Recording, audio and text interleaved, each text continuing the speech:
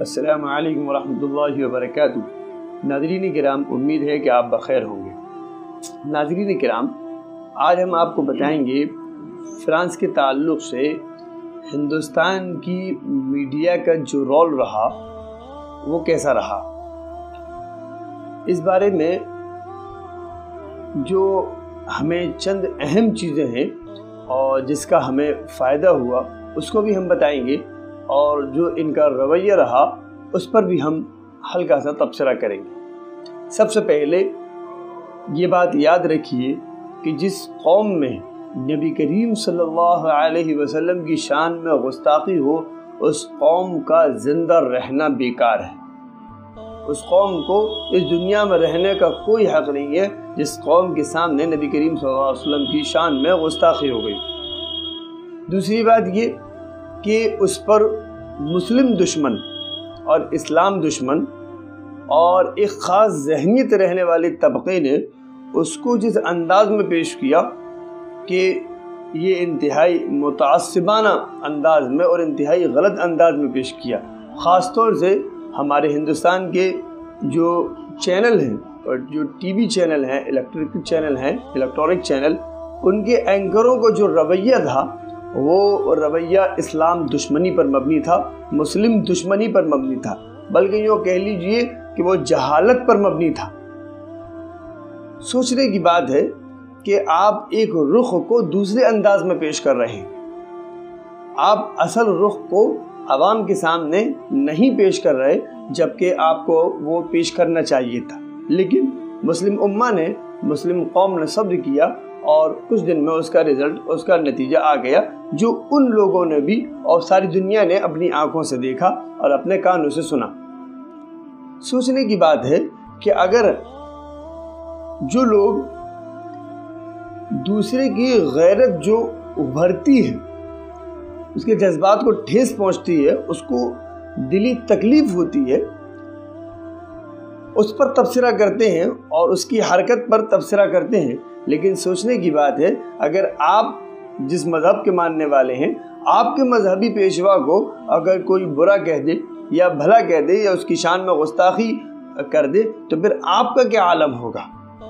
تو اس لیے اصل معاملے سے پورا کا پورا رخ پھیرا گیا اور اس کو دوسرے انداز میں پیش کیا گیا اور اس کی آڑ لے کر اسلام کو ساری دنیا میں بدنام کرنے کی کوشش کی گئی۔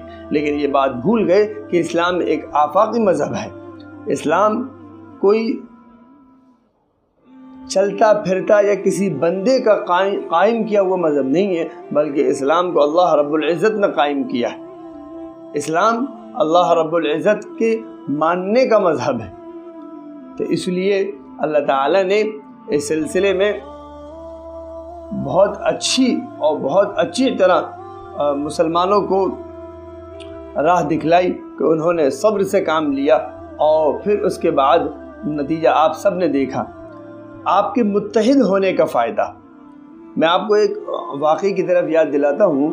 یہ سلطان عبدالحمید کے زمانے میں جب خلافت اس دنیا میں قائم تھی تو فرانس نے اس وقت میں اپنے ایک تھیٹر میں اللہ کے رسول صلی اللہ علیہ وسلم کے کارٹون کا پیش کرنے کی کوشش کی۔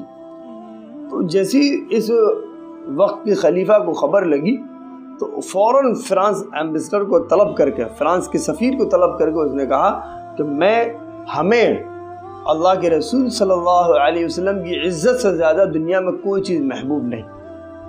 اللہ کے رسول صلی اللہ علیہ وسلم کی جوتیوں سے زیادہ ہمیں دنیا کے اندر کوئی چیز محبوب نہیں ہو، کوئی چیز باعزت نہیں ہے ہمارے لیے، لہٰذا ہم اپنے نبی کی شان میں ادنا سی گستاخی بھی برداشت نہیں کریں گے، اور جہاں جہاں ہماری فوجیں لگی ہوئی ہیں ہم سب کو ہر محاذ سے ہٹا کر سب کا منہ فرانس کی طرف موڑ دیں گے۔